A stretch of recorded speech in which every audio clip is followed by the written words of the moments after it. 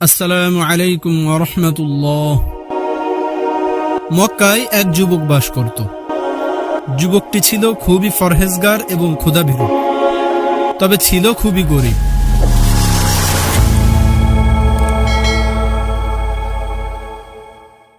একদিন যুবকটি জীবিকার উদ্দেশ্যে মক্কার একটি গলি দিয়ে হাঁটছিল। হাঁটতে হাঁটতে হঠাৎ তার চোখে পড়ল একটি গলার হার পড়ে আছে। আশেপাশে কাউকে না দেখতে পেয়ে সে গলার হারটি উঠিয়ে নিল। এবার সে এই হারের মালিকের খোঁজে সেখান থেকে হেরেম শরীফের দিকে চলে গেল। যাওয়ার পথে হঠাৎ সে শুনতে পেল কেউ একটি হারানো বিজ্ঞপ্তির ব্যাপারে বলছে। সে বলছিল, আমি একটি হার হারিয়ে ফেলেছি, কোনো সহৃদয়বান ভাই যদি আমার হারটি পেয়ে থাকেন তাহলে আল্লাহর ওয়াস্তে ফিরিয়ে দিন। গরিব যুবকটি এই ঘোষণা শুনে ঘোষণাকারীর দিকে এগিয়ে গেল। গিয়ে ঘোষণাকারীকে বলল, আপনার হারটা কেমন?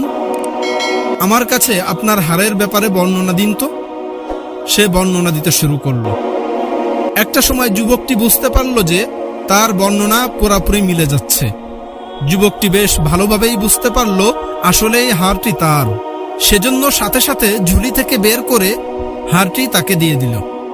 কিন্তু যুবকটি বেশ আশ্চর্য হল। কেন জানেন? লোকটা হারটি নিয়ে যুবকের সাথে একটা কথাও বলল না, সোজা গটগট করে হেঁটে চলে গেল। সামান্য ধন্যবাদটুকু পর্যন্ত তাকে দিল না। তখন যুবকটি আল্লাহর কাছে বলল, ইয়া আল্লাহ, আমি যদি এই সামান্য কাজটুকু আপনাকে সন্তুষ্ট করার জন্যই করে থাকি তাহলে আপনি আমার জন্য এর চেয়েও ভালো প্রতিদান জমা করে রাখুন, আমিন। এরপর যুবকটি রুজি রোজগারের উদ্দেশ্যে জাহাজে গিয়ে চড়ে বসল। তাকদীরের এমনই লিখন, জাহাজ পড়ল ঝড়ের কবলে। জাহাজ ভেঙে তছনছ হয়ে গেল। হাতের কাছে যে যা পেয়েছে সেটা ধরেই ভেসে চলে গিয়েছে। যুবকটিও ভাসতে ভাসতে একটা দ্বীপে গিয়ে উঠল। সেখানে দেখল একটা মসজিদ। তার মনটা খুবই খুশি হয়ে উঠল। সে মসজিদে গিয়ে নামাজ আদায় করল। তার আপাতত যাওয়ার কোনো জায়গা ছিল না এই দুনিয়াতে। যুবকটি মসজিদের এদিক ওদিক তাকাতে তাকাতে হঠাৎ তার চোখে পড়ল একটি কুরআন শরীফ। তৎক্ষণাৎ সে কুরআন শরীফটি নিয়ে বসে বসে তিলাওয়াত করতে শুরু করল। যুবককে কুরআন তিলাওয়াত করতে দেখে সবাই যুবককে চারপাশ থেকে ঘিরে ধরল। সবাই অবাক হয়ে যুবককে প্রশ্ন করল, আপনি কুরআন পড়তে পারেন? যুবক বলল, জি হ্যাঁ, আমি কুরআন পড়তে পারি।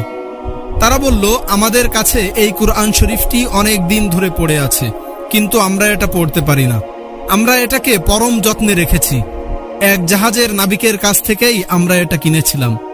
আমাদের এই দ্বীপে আগে একজন ছিলেন, তিনি এই কুরআন পড়তে পারতেন। আমরা সকলে তার কাছ থেকে কুরআন শিখতে চেয়েছিলাম। তিনিও আমাদের সকলকে কুরআন শিখাতে রাজি হয়েছিলেন। কিন্তু একদিন তিনি হজে গেলেন, তারপর থেকে আর কখনো তিনি ফিরে আসেননি। এখন আপনি আমাদেরকে এবং আমাদের সন্তানদেরকে কুরআন শিক্ষা দিন।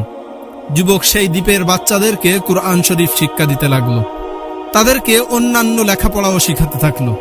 কিছুদিন পর এলাকার মুরব্বীরা যুবককে বললেন, আমাদের এই এলাকায় একজন ইয়েতিম মেয়ে আছে, সে সর্বগুণে গুণান্বিতা। আপনার যদি কোনো আপত্তি না থাকে তাহলে আপনি কি তাকে বিয়ে করবেন? যুবকটি বলল, হ্যাঁ, আমার কোনো আপত্তি নেই। এক পর্যায়ে সেই ইয়েতিম মেয়েটির সাথে যুবকের বিয়ে হয়ে গেল। বাসর রাতে স্ত্রীর সাথে যুবকের প্রথম দেখা। যুবক তাকে দেখার সাথে সাথে চোখ বড় বড় হয়ে গেল। সে দেখল সে মক্কায় যে হারটি কুড়িয়ে পেয়েছিল তার গলায় সেই হারটি ঝুলছে। যুবক তার কাছে জানতে চাইল, এই হার তোমার কাছে কিভাবে এলো? নববধূ লাজুক মেয়ে মুখে উত্তর দিল, আমার বাবা সেবার হজে গিয়েছিলেন।